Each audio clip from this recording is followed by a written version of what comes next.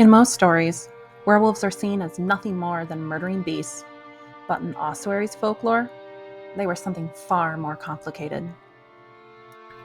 Welcome to Otherworldly Lore. Here, we gently turn the pages of the arcane, occult, paranormal, and mythic.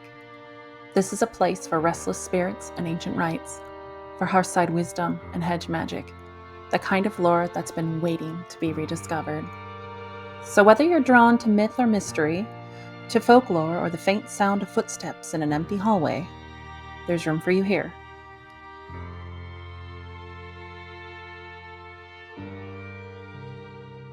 When most people hear the word werewolf, they think of the classic horror movie monster, violent, cursed, and completely consumed by animal instincts under the full moon. But in medieval Irish lore, especially the stories surrounding the werewolves of Ossory, the idea of lycanthropy takes a very different form. These werewolves weren't portrayed as cursed or malicious. Instead, they were more like enchanted people with a spiritual role, often retaining their human thoughts and even their ability to speak. The story of the Ossory werewolves not only challenges modern werewolf stereotypes, but also stands apart from the darker and more monstrous depictions found in other European folk traditions.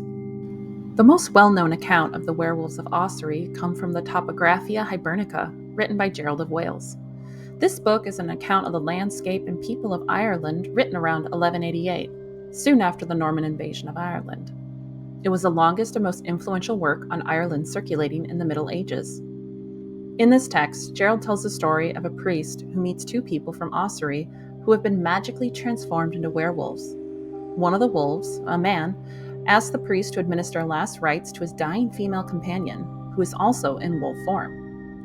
Gerald emphasizes that these creatures had rational thought and speech, and that their transformation was not due to sin or devilry, but was rather the result of a curse or enchantment placed upon their people.